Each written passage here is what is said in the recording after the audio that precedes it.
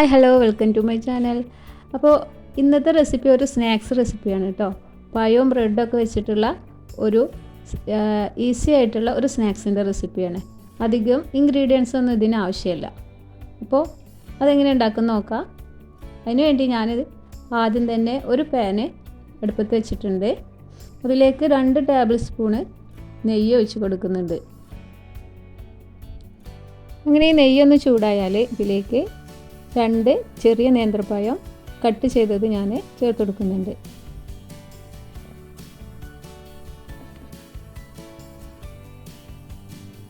ഇനി ഇത് ഈ നെയ്യിലൊന്ന് വാട്ടിയെടുക്കണം. വലിയ നേന്ത്രപ്പഴം ആണെങ്കിൽ തന്നെ എടുത്താൽ മതിയാവും. അങ്ങനെ ചെറുതായിട്ടൊന്ന് വാടി വന്നാൽ ഇതിലേക്ക് 4 ടേബിൾ സ്പൂണോളം പഞ്ചസാര ഞാൻ ചേർത്ത് കൊടുക്കുന്നുണ്ട്. പഞ്ചസാര നിങ്ങളുടെ ഇഷ്ടത്തിനനുസരിച്ച് ചേർക്കാം.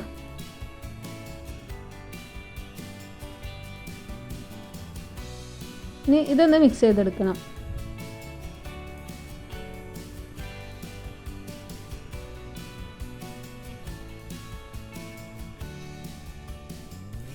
അങ്ങനെ ഇതും കൂടി ഇതിൽ അലിഞ്ഞ് ചേർന്നാൽ പിന്നെ ഇതിലേക്ക് ഒരു 3 ടേബിൾ സ്പൂണോളം തേങ്ങ ചേർത്ത് കൊടുക്കുന്നുണ്ട്.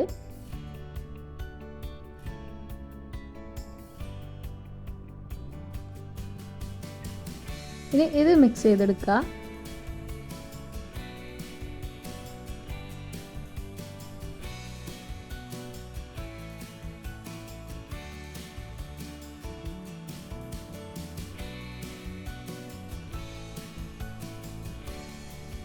ഇത് നല്ലോണം വെന്ത് ഉടഞ്ഞ് കിട്ടണം ഈ പഴം. ഇനി ഇതിലേക്ക് ഒരു ഏലക്കം കൂടെ ഞാൻ ചേർത്ത് കൊടുക്കുന്നുണ്ട് ചതച്ചിട്ട്. ഇത് നിങ്ങൾക്ക് വേണമെന്നുണ്ടെങ്കിൽ മാത്രം ചേർത്ത് കൊടുത്താൽ മതി ഈ ഏലക്ക.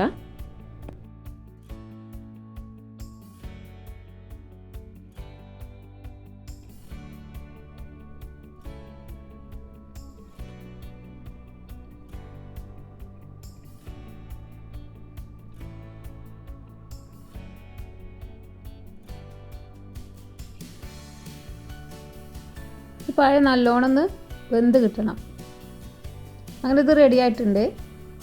ഇനി ഒരു ബ്രെഡ് എടുത്തിട്ട് അതിലേക്ക് ഇത് തേച്ച് പിടിപ്പിച്ച് കൊടുക്കുക. ഒരു സ്പൂൺ വെച്ചിട്ട് നല്ലോണം അമർത്തിയിട്ട് തന്നെ ഇതൊന്ന് പിടിപ്പിച്ച് കൊടുക്കുക.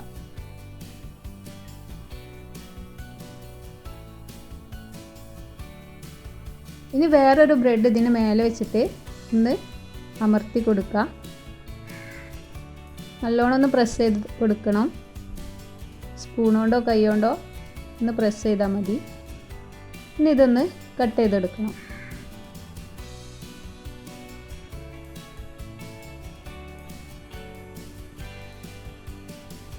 അപ്പോൾ ഞാൻ ഇതിവിടെ കട്ട് ചെയ്തെടുത്തിട്ടുണ്ട്. ഞാൻ ഈ ഷേപ്പിലാണ് കട്ട് ചെയ്തിട്ടുള്ളത്. നിങ്ങൾക്ക് വേണമെങ്കിൽ ഇതിൻ്റെ നടുഭാഗം ഇങ്ങനെ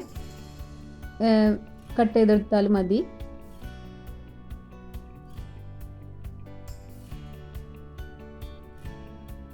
ഇനി എല്ലാ ബ്രെഡും അങ്ങനെ ചെയ്തെടുക്കുക.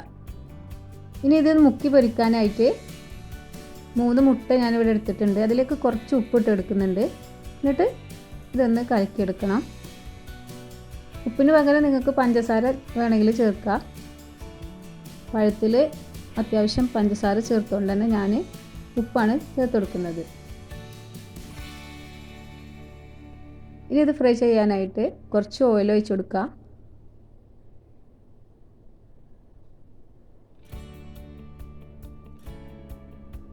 ഇനി ബ്രെഡ് ഈ മുട്ടയിലൊന്ന് മുക്കിയിട്ട് അതിൽ ചേർത്തിട്ട് നമുക്കൊന്ന് പൊരിച്ചെടുക്കണം.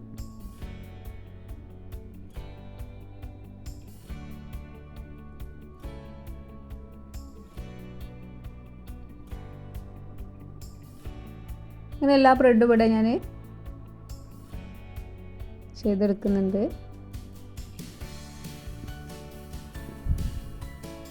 ഇനി ഇതൊന്ന് മറിച്ചിട്ടെടുക്കാം.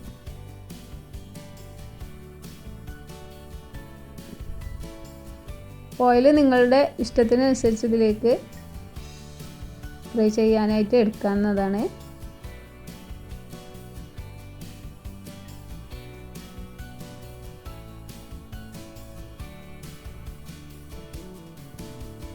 അധികം ഓയിൽ മുങ്ങി പോകണ്ടെന്ന് വെച്ചിട്ടാണ് ഞാൻ കുറച്ച് ഓയിൽ ഒഴിച്ചെടുത്തിട്ടുള്ളത്.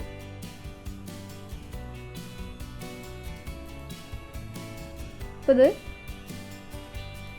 ഫ്രൈ ആയി വന്നിട്ടുണ്ട്. ഇനി ഇത് കോരി മാറ്റാം.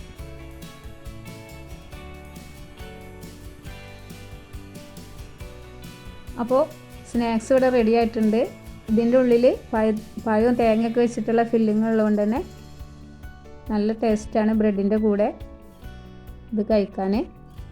അപ്പോൾ നിങ്ങളും ഇതുപോലെ ഒന്ന് ട്രൈ ചെയ്ത് നോക്കുക. പെട്ടെന്ന് തന്നെ ഉണ്ടാക്കാൻ പറ്റും. അധികം ഇൻഗ്രീഡിയൻസ് ഒന്നും ഇതിന് ആവശ്യമില്ല. അപ്പോൾ നിങ്ങൾക്ക് എൻ്റെ വീഡിയോ ഇഷ്ടപ്പെട്ടു എന്നുണ്ടെങ്കിൽ ലൈക്ക് ചെയ്യുക, കമൻറ്റ് ചെയ്യുക, കൂടെ എൻ്റെ ചാനലൊന്ന് സബ്സ്ക്രൈബും കൂടെ ചെയ്യുക. താങ്ക്